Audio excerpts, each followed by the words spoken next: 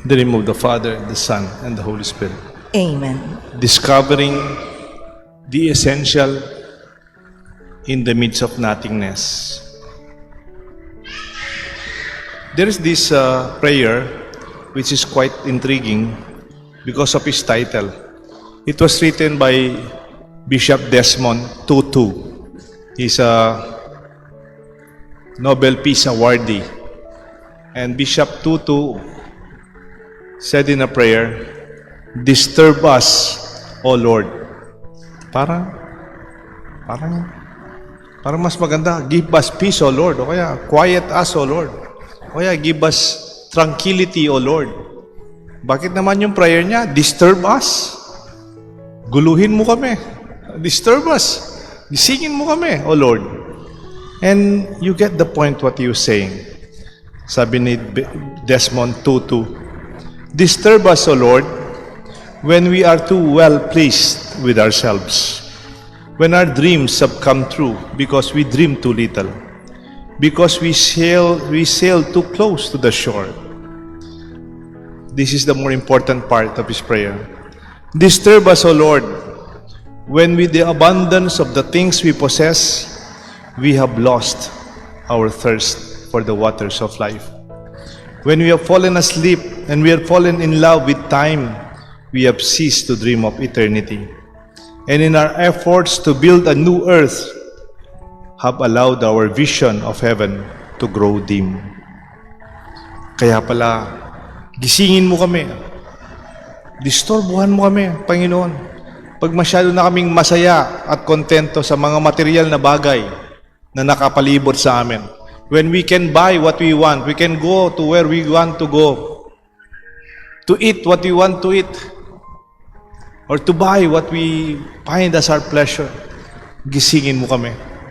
Baka nalilimutan na namin kung anong tunay na importante. This may happen when we are already surrounded with a lot of pleasures and luxuries. Can we lose our senses to what is truly essential when we are already surrounded by the luxuries and the pleasures of life?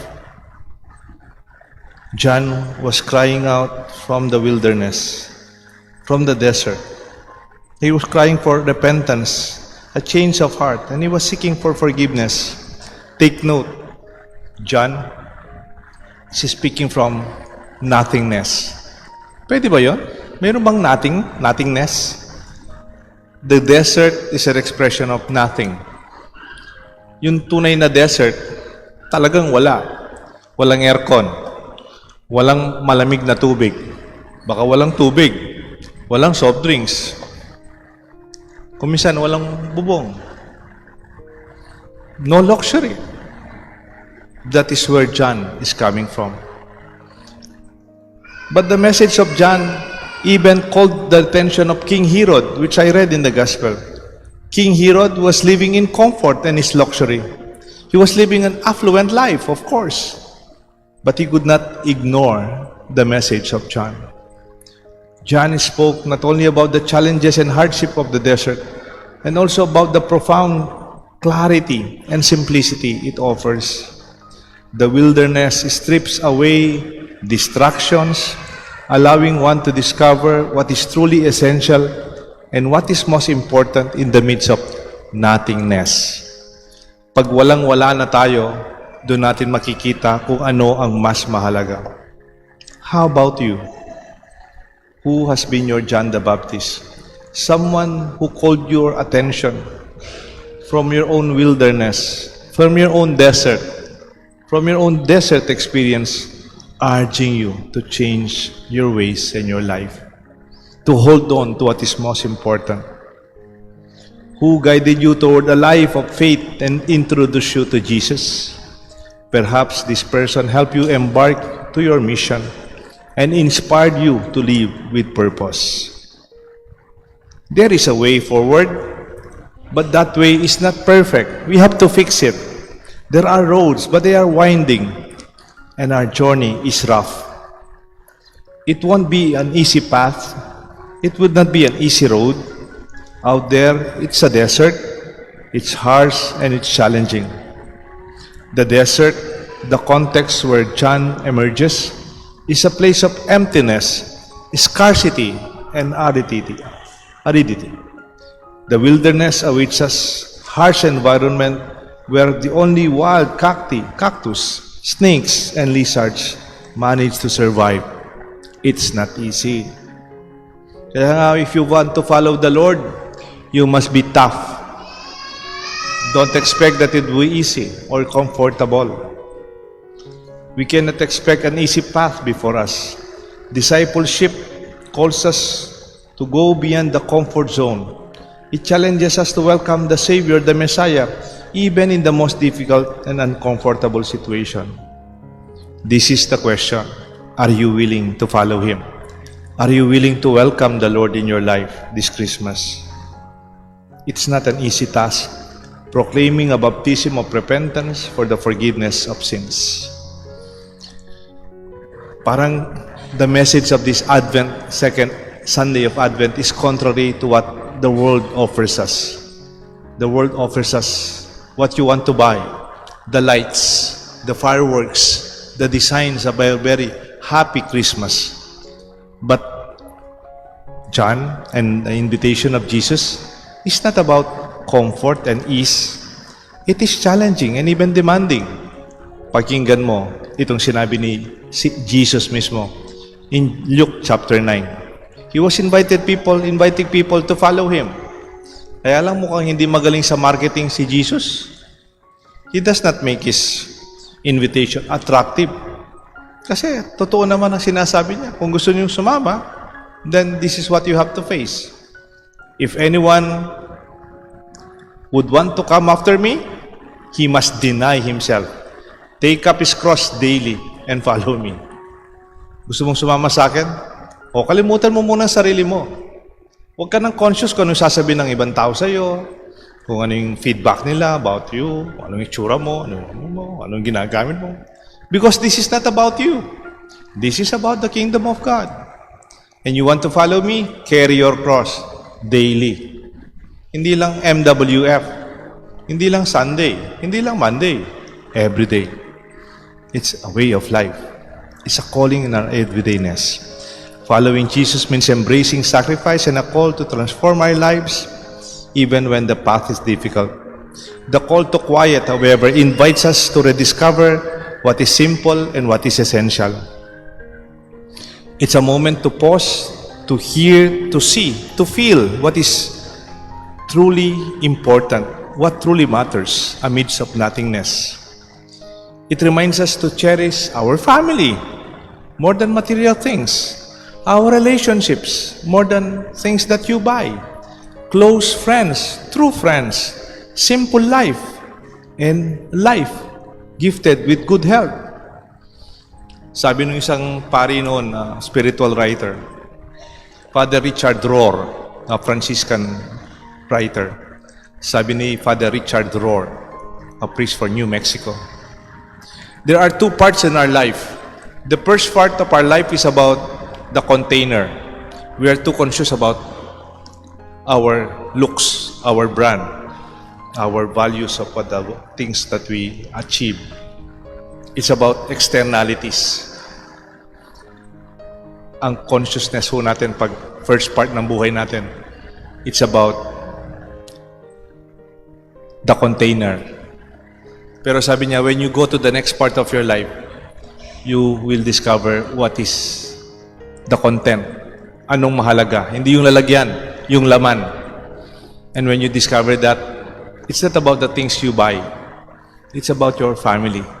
It's about your children. It's about your true friends. It's about peace in our hearts, quiet and good health. Kaya nakikita mo, pag nandun na yung mga tao, they become not attached with material things anymore. They are free. They have, but it does not matter kahit wala. Sabi nga ni Richard Rohr, the priest writer, when you are young, you invest. When you go to the second part of your life, the content, you divest. Hindi ko na kailangan yan. Sa'yo na lang yan. Meron na akong ganyan. Alam ko na yan. Then you see to discover what is more important. Alam niyo po, as a priest, nag-aanoin po ako. Kahapon lang yata, 2 days ago yata, nag-anoin din po ako. Nagpapa-blood chem lang ako, tapos kinalabit ako ng nurse. Father, pwede mo mag-anoin sa ICU. Sige, sabi ko, after my blood chem, pumanik po ako sa ICU. I anointed somebody from Tarlac, may cancer.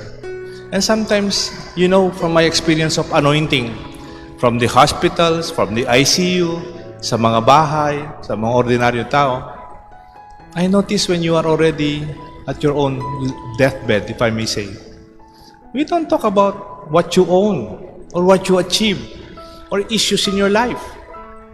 Wala pa naman akong inaano, Father, isabit naman yung aking diploma dito na summa cum laude ako nung gumraduate ako ng college. Wala naman eh.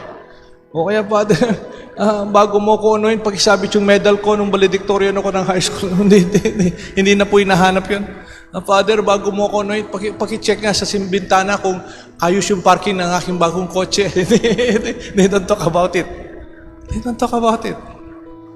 When you only have a few moments in your life, you go to what is essential. May kukwento po ako, no? Kaninang umaga, may misa akong alas 7 sa Sapang Bato, sa simbahan natin. Before the mass, nakita ko yung anak ng kaibigan ko. Yung kaibigan ko yun, kasi mabait pulis siya sa simbahan, sisimba sila. Sabi niya, Father, yung nanay ko nasa ospital. I anointed her already, pinuntahan ko na sa ospital. Pinapatanggal na po yung mga attachments na wala na, Father. Kaya nag-usap na kami ng mga doktor tsaka yung family. We agreed. We cannot really revive my mother to their dating buhay niyang lakas. At sabi ng anak niya sa akin, actually, sila po yung sa baga po sa Sapang Bato, sila yung mas mayaman ng konti. Kasi may mga lupa-lupa sila dito. No? Sabi niya, Father, nanggaling na rin sa nanay ko, yung may sakit. Tanggap na po niya. You know, tanggap na po niya. Pinapatawag niya po kaming magkakapatid. You see? Tanggap, she already accepted it. Wala na po siyang inintay. Wala na sinasabing, pakidala naman yung bagong cellphone ko, pakibili niyo ako ng bagong ganito. No. Pinapatawag niya po kaming magkakapatid. This lunchtime. Sabi ko, I'll catch up with you. And you realize, when we go to what really matters, you discover what is more important. Before nothingness, you discover what is essential. There's this movie, actually it's from a true story. In 1972, medyo matagal na po ito, there is this rugby team from a university in Uruguay. They are athletes, university varsitarians ng rugby. Malalaking bata to, malalaking tao sila, malakas, matipuno, pogi. They are flying from an airplane going to another country to play rugby varsity. Ang yaman po ng mga batang ito, nag-aaral sila sa exclusive school. Biro mo, 1972, they will have a chartered plane sa kanila lang going to another country to play rugby. Some of them are with their parents and sisters. Kaya lang po, this plane crashed in the Alps or in the Andes Mountains in Uruguay. Nag-crash po yung airplane nila and it was buried in snow. Puti yung aeroplano, puti din yung snow. Mahirap po nilang nakita. There were search teams and rescue teams. They were not rescued. They were not discovered. Many among them died during the crash. And many died after because of hunger and some are wounded.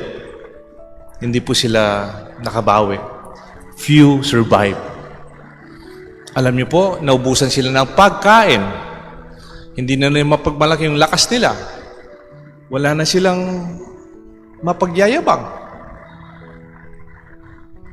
Very very difficult ang dinaanan nila. In fact, wag po kayong magalit, no? Yung totoo naman, pinag-usapan nila, mamamatay sila kung di sila kakain. Kaya lang, wala na po silang makain.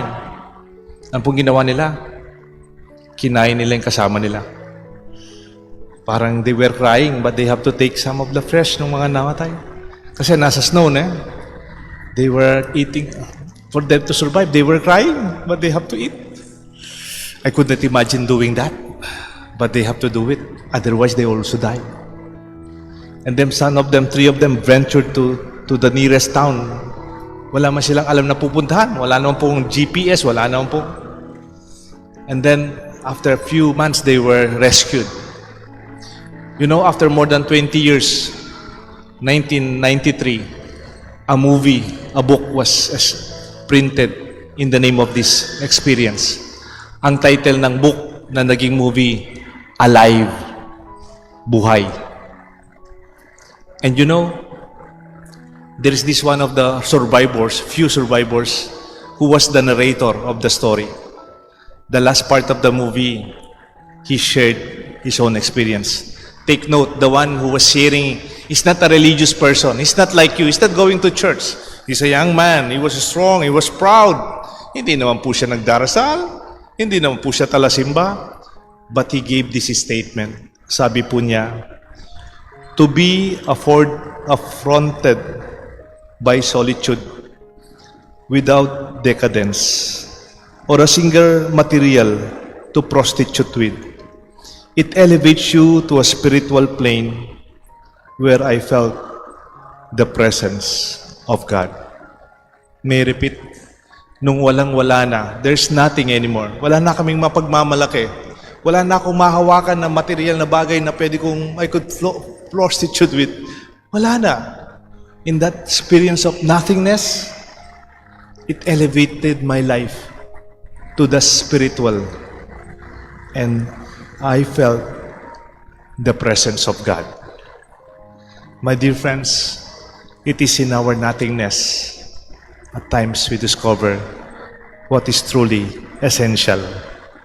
Do not be afraid to let go of anything that would drive you away from God. May God bless us all. The Father, the Son, and the Holy Spirit. Amen.